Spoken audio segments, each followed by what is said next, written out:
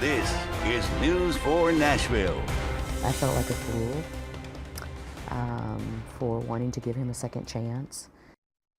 Tonight, a judge is heartbroken and worried for Nashville drivers. The man accused of killing the judge's husband on Interstate 40 in 2019 was just arrested for careless driving on one of the city's busiest streets. Our chief investigative reporter, Jeremy Finley, obtained the details today. And Jeremy, how is the judge taking this news of the new arrest? Yeah, Marius, it hits hard for Judge Linda Jones. She says vehicular homicide cases dropped during the pandemic, but have actually increased again.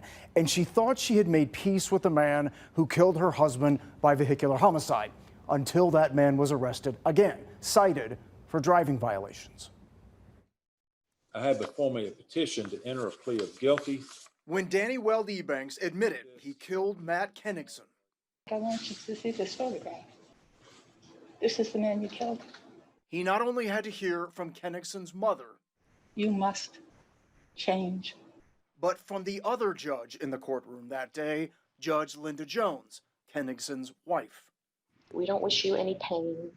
Have a very productive, successful life. That would make us very happy. I just wanted him to think about what he'd done. After all, she wanted something positive to happen after the June 2019 day when police say Weld Ebanks was speeding on I-40 and slammed into Kennigson's truck, killing him. The judge, who oversees vehicular homicide cases, found herself a widow with a choice: choose anger or forgiveness. Please do some good in the world. That's all we want you to do. But 10 days ago, she learned the man who pleaded guilty to vehicular homicide was cited again for careless driving and driving an unregistered vehicle on Broadway. I was very hurt. I cried. It was a pretty rough day. I felt like a fool for wanting to give him a second chance. The man who'd written an apology letter to Jones on the day of his sentencing ultimately turned himself in on a probation violation. If you see him again, what do you say this time? I don't have anything to say to him this time. You're done. Yeah, I just can't.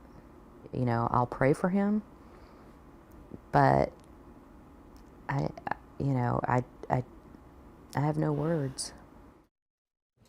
No words. Jeremy Right. is with us now, and it's a heartbreaking development to this story. Yeah, it really is. And you know what's interesting, Marius, is that when I spoke with her, she said, well, Banks is innocent until proven guilty. Even though she's a widow in this case, she's also a judge. Yeah. So she knows this still has to go through the court process. Now, I did speak with Weld Ebanks' attorney.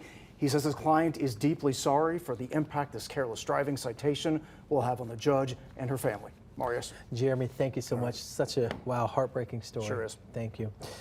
Well, we have